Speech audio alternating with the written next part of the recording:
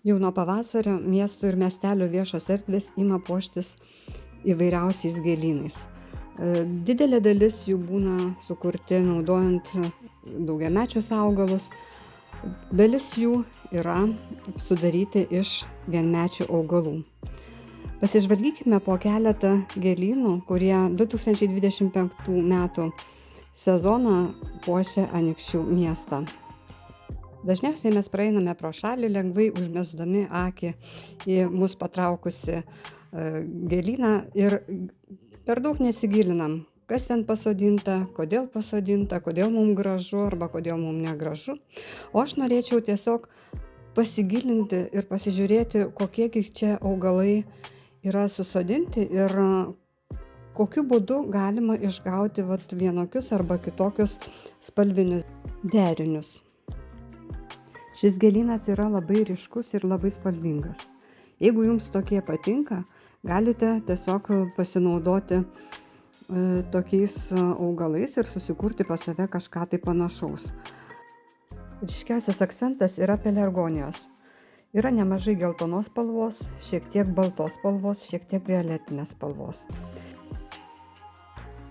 Štai čia yra geltonos rudbekijos ir geltoni lakišiai.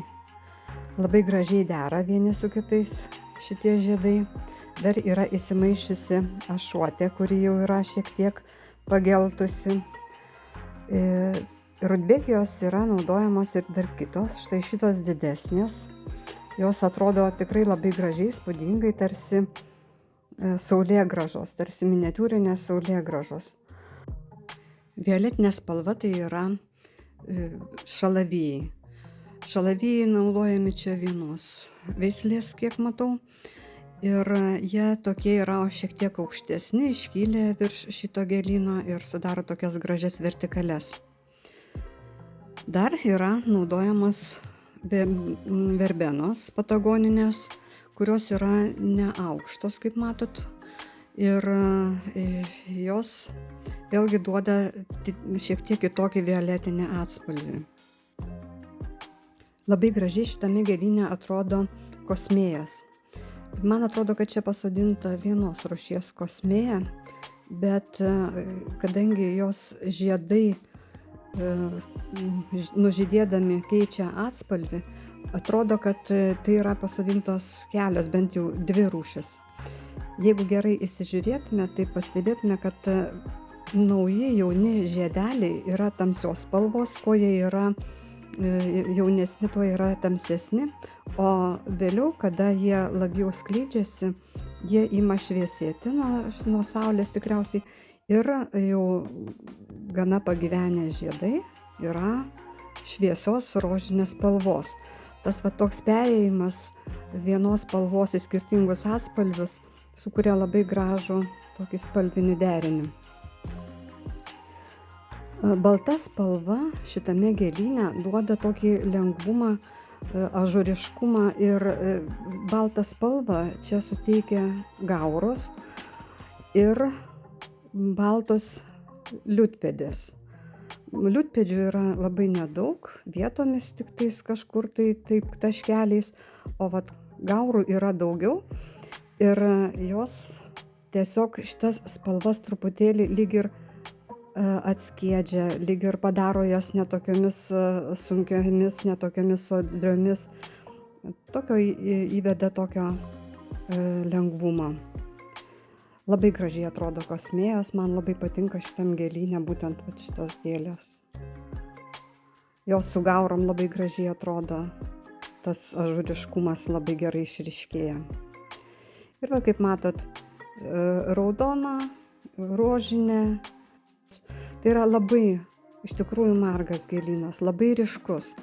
Nuolat gyvenamoje vietoje tokį gėlyną turėti, tai turbūt galbūt ir per sunku visą vasarą į tokį žiūrėti, bet tokioje teritorijoje, kurioje yra daug pilkos spalvos, kur yra daug asfalto, mūro namų pilko, tai šitas gėlynas žiūrisi labai žaismingai, labai vasariškai, labai nuotaikingai ir jisai yra tikrai labai tinkantis šitam vasariškam laikotarpiui, nors tiesą sakant, šiuo metu, kai filmuotas šitas siužetas, čia yra rugsėjo 6 diena. Tai jau yra, galima sakyti, rudeninis